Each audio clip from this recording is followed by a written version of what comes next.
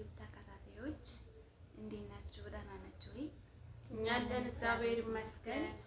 እንኳን ለዐቢይ ጾም በሰላም አደረሳችሁ። ነገ ይገባል። አሜን። ነገ ዐቢይ ጾም ይገባል። እኛም ጾማችን ይዘን ለእናንተ የሆነ ነገር ልንላችሁ መጥተናል።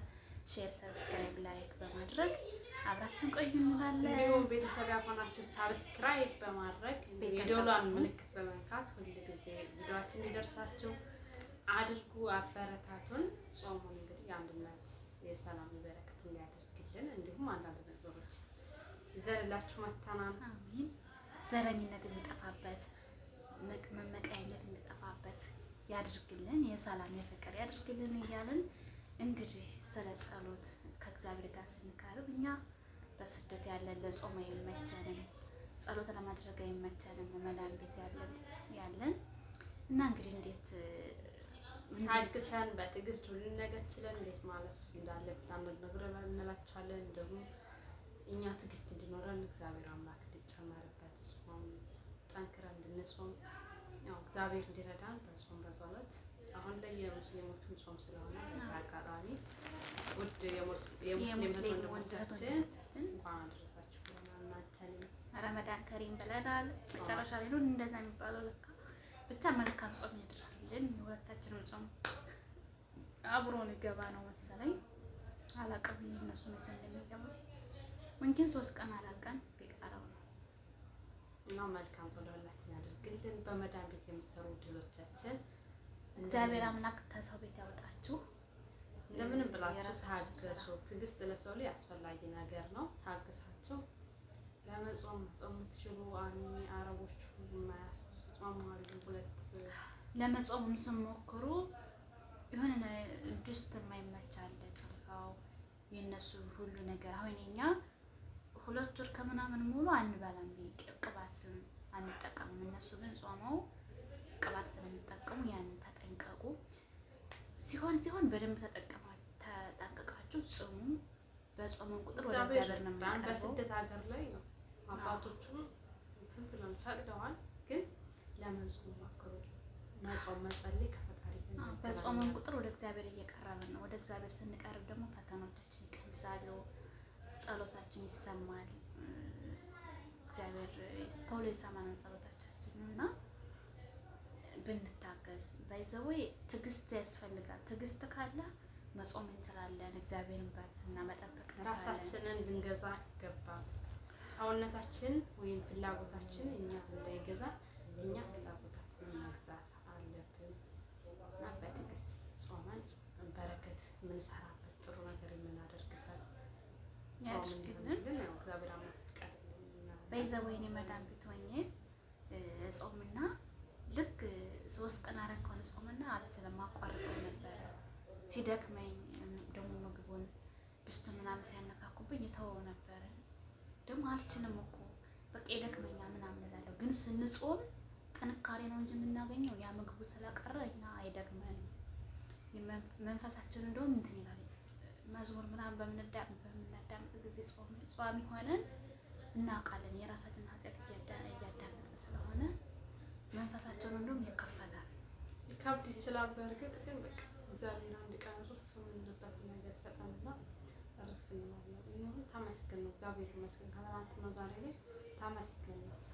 ሁሉ ማድረግ የሚችል አምላክ አድርጎልናል የለመነው እና ያ ቀን ይመጣል አንድ ቀን። ለእናንተ ባርቱ ጠንክሩ እንላለን።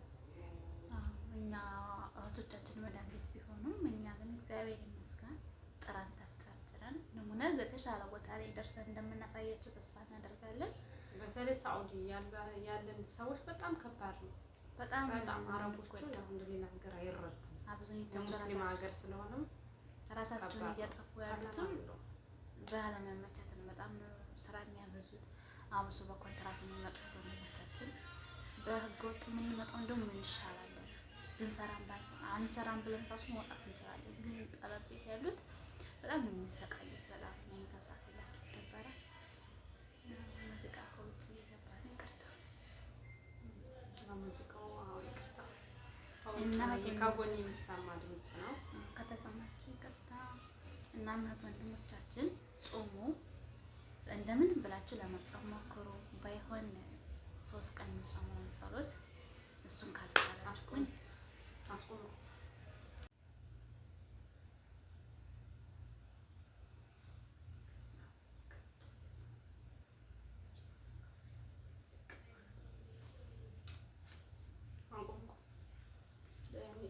እስቲ አሁን መሪም ጥያቄ ልጠይቃት ነው። ጥያቄው የሚሆነው ከአጽዋማት ውስጥ ነው ማለት ነው።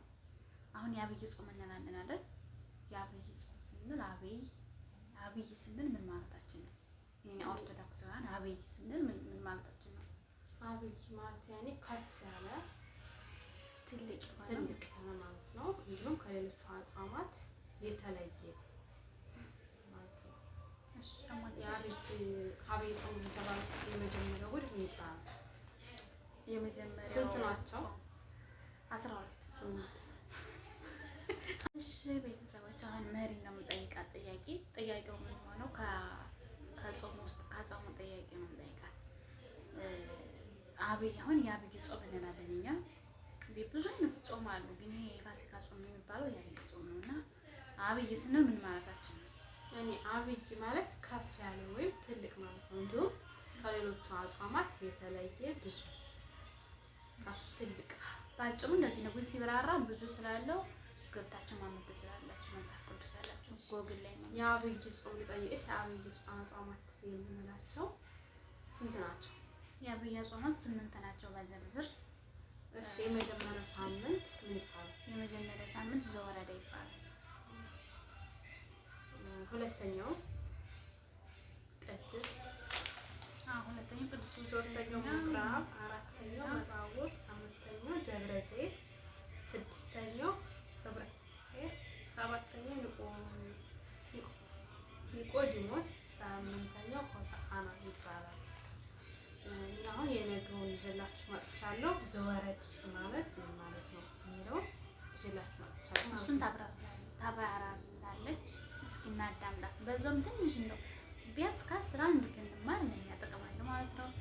ከሳት ንቁን እንግዲህ ትማራለች እናስባለን። እናዳምጣት።